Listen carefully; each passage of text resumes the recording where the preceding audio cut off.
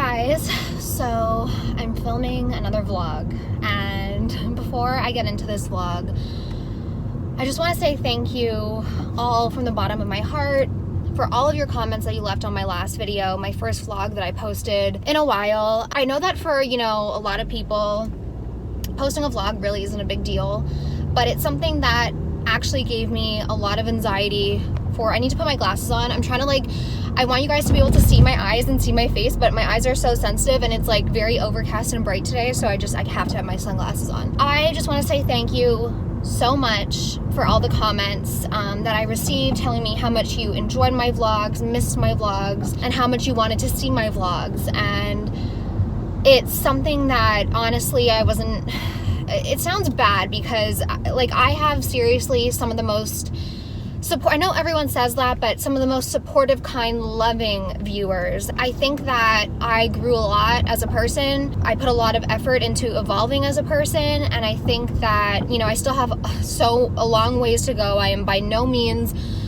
a perfect person. There are so many things that I need to work on, that I know I need to work on. I think that I just got to a point when I started falling into my depression, 2016, 2017. I was young.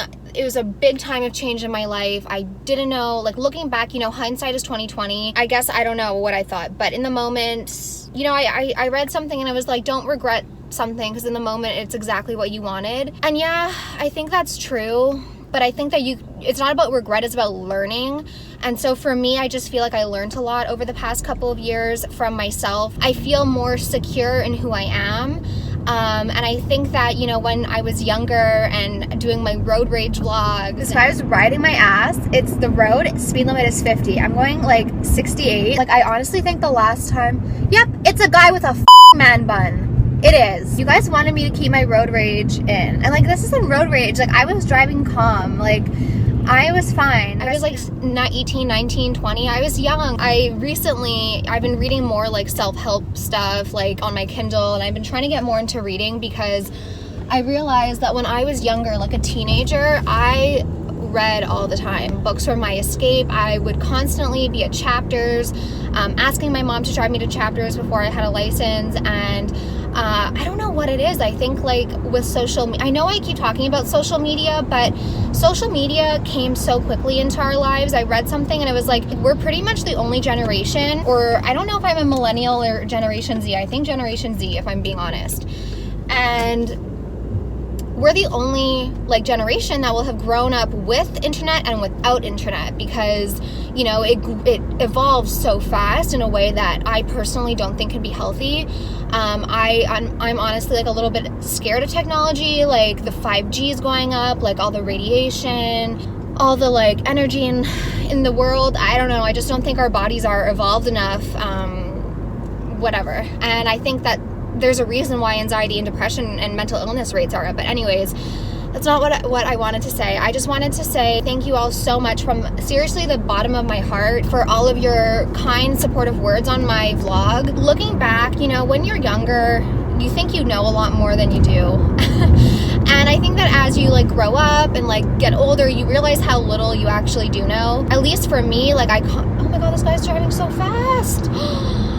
Sir. I used to be the type who would drive so fast everywhere I went, and now I'm what's the rush? What's the rush? Why do I need to be going 120 miles an hour? I don't need to be going that fast. That's I don't need to be swerving in and out of lanes. I'm not Dale Earnhardt Jr. over here. I don't need to be rushing. So that's just something I'm trying to teach my mind how to go slower, because I realized that even when I was cleaning or doing anything, it was always in a rush. And I'm why do I feel I'm in such a rush? I don't need to be in a rush to do everything. But I just think that I needed time to figure out who I was without constantly sharing. And it wasn't that was my intention when I was not vlogging. I think just subconsciously that's probably what played into everything, in a way, for me at least. And now I feel I had to go through so much last year with bad management. I had to go through stuff to evolve and figure out who I was and what I wanted to do. And I think that at the end of the day, everything happens for a reason.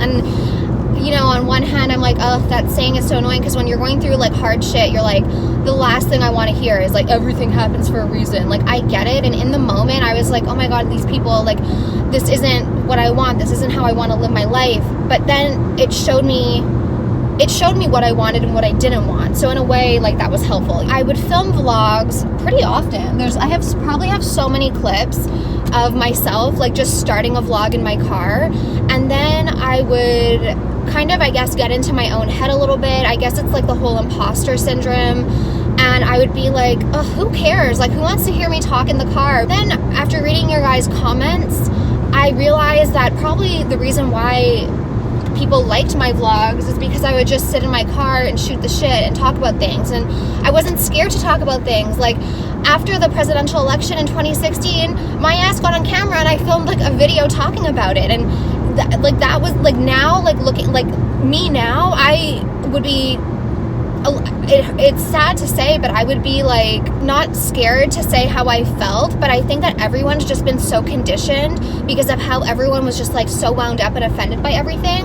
I think so many people now are just like conditioned to not say controversial things, or not say things that other people might have different opinions on. I always want to be respectful first and foremost. I am not like an expert on anything, but you know, you can offer your opinion. But the one thing I just want to say is that I think that there's a difference between offering your opinion and just being hurtful. I think that there's like in my last vlog with the guy who was yelling at Tony for sitting in her car, there's a way to talk to people. I just want to share my opinion, maybe hear your opinion, and it can be a discussion. It doesn't have to be like, oh, I'm talking to you and I'm lecturing you and preaching to you.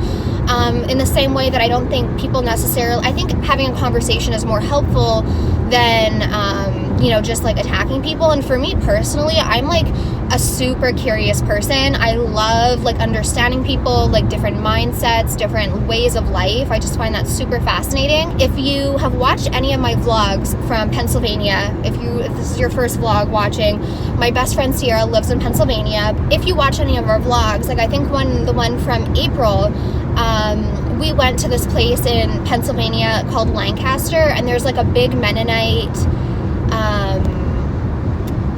not Mormon, Amish community. And I honestly don't know how I came across this woman's channel. I can't even, Megan Fox Unlocked. She is a Mennonite woman. She has, like, she's married and she has kids, but she's a Mennonite and she posts videos, and I just find it the most fascinating thing. So I just really like knowing about like different people, different walks of life, and you know, even if I don't necessarily, I try really hard to, I guess, like understand other people's sides, and look at everything. Like I don't just go in and like form my, like that's like, even with my true crime videos and my video about Daniel Holtzclaw, who I believe to be 100% innocent, I used to post a lot of vlogs, didn't post a lot of vlogs. I've been talking for 13 minutes now. I would film vlogs often, and then once I would sit down to start editing, I'm like, who the hell wants to see this? Oh shoot, I don't know which exit to get off. I just wanted to say thank you so much for all of your, just for your comments, for making me feel safe and welcomed. I think just mostly safe, because I think for a long time on my YouTube channel, I didn't feel safe, and it's not because of like the general consensus of like my viewers or the comments, because I know the majority are good, but I think that when you're younger, you maybe just take some things to heart. I think that's what happened for me, and I'm not saying I'm perfect and that things just roll off my back, but I feel like now I know who I am. I know, trust me, from seeing some people's actions, how shitty people are. Thank you for making me feel welcomed and safe. I don't know if I'm explaining how I feel properly, but it means the world to me, not only to have your guys' support, whether you've been watching me, you know, for 10, 11 years, or whether you're a newer subscriber. Maybe I just didn't like myself at that time, even like subconsciously. Like maybe I just didn't like myself, and you know, people grow and people change. So I'm on my way to my mom's now. She's getting her hair done. Nolan's there. He's probably gonna be like, let me put extensions in your hair, but no. Oh, one thing I wanted to say is that my hair like has a little bit of natural texture today. Okay. It's because I read on a blog, if you brush your hair out in the shower at like during conditioner and then you let it out and then like you don't brush it when you get out, it gives you more texture, and I think it does. Like, this is just natural, and I'm really trying not to use a lot of heat on my hair. So I am not 100% sure where I am. So I'm cute. Are Nolan's foils. I love them. He keeps saying not to get any tips because I do my own, but I love these foils. I just got home and my dad is over, and he always says I make the best coffee even though it's just Nespresso. One of my YouTube friends, Nancy, who's from Winnipeg, I believe, she actually sent me this mug, and I always give my dad his coffee in this mug. And it's also just a really good mug. So thanks again, Nancy. I use it. So one thing that has kept nagging at me is my front closet. I have these 2 shoe racks and so many shoes and bags and just stuff that I really needed to go through. So thank you, Mom and TT, my aunt, for helping me get organized. So this is just me going through all of the shoes and keeping the shoes that I wear often on the rack, and then deciding to put some of the other shoes in a bag. Since summer is almost over, I also wanted to put my summer shoes away so I'd have more room for other shoes. And Bentley came to visit, so he was just helping me on the side, and he came for a little bit of affection after, as you can see. And I had to take a little puppy break because he's not a big cuddler, but you know, when he wants it, he wants it. So yeah, just some affection for Bentley. But I love watching these cleaning videos and seeing the progression, and sometimes it really motivates me to just get up and organize something. I always say that Rome wasn't built in a day, and sometimes I find that cleaning or organizing can be a little bit overwhelming, but if I just do a little bit every day or one thing a day, I find it really helpful and not as overwhelming. This is just me reorganizing my shoes. Super fascinating, I know, but I hope that some of you maybe enjoyed it because I like seeing people organize. One of my favorite YouTube channels is Alexandra Buter, but I love her Clean With Me videos. They're so motivating.